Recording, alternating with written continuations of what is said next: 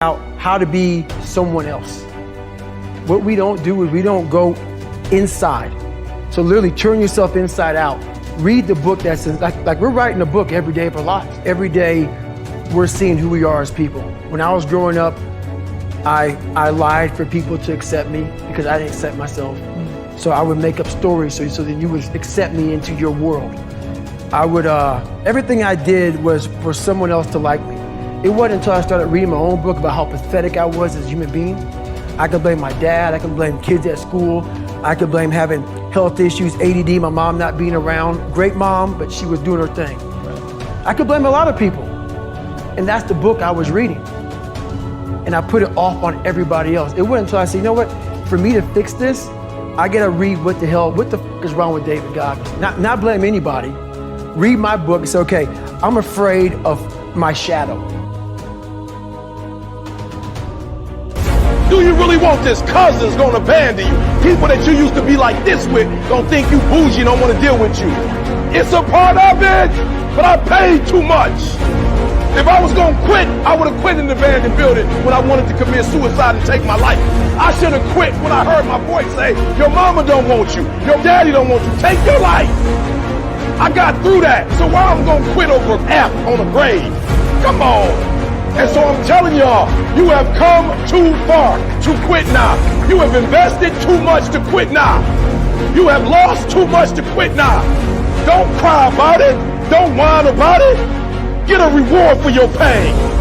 And so by being committed to everything that I started, I finished it. It built a certain type of spirit. It built a certain type of mentality. It built a certain type of individual. And so now I couldn't quit even if I wanted to. I couldn't stop even if I wanted to. I had too much sweat equity in my life and everything that I was doing.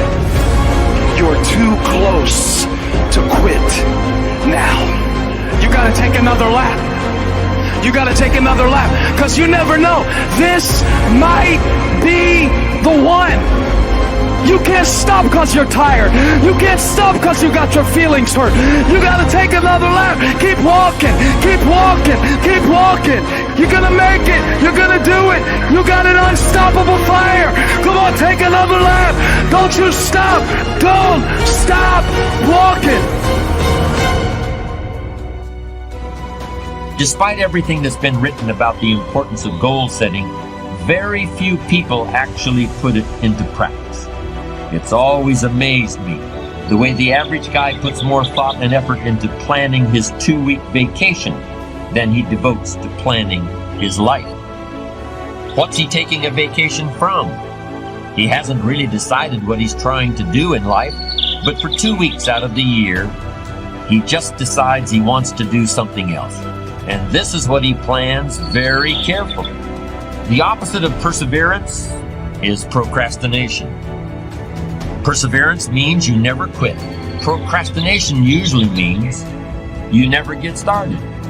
Although I consider the inability to finish something to be a form of procrastination.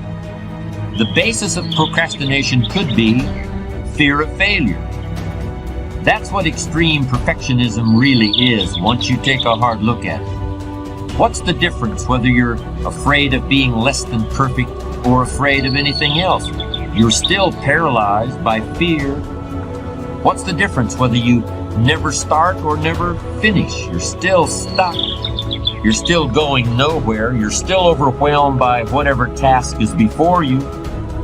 You're still allowing yourself to be dominated by a negative vision of the future in which you see yourself being criticized or laughed at or punished or ridden out of town on a rail.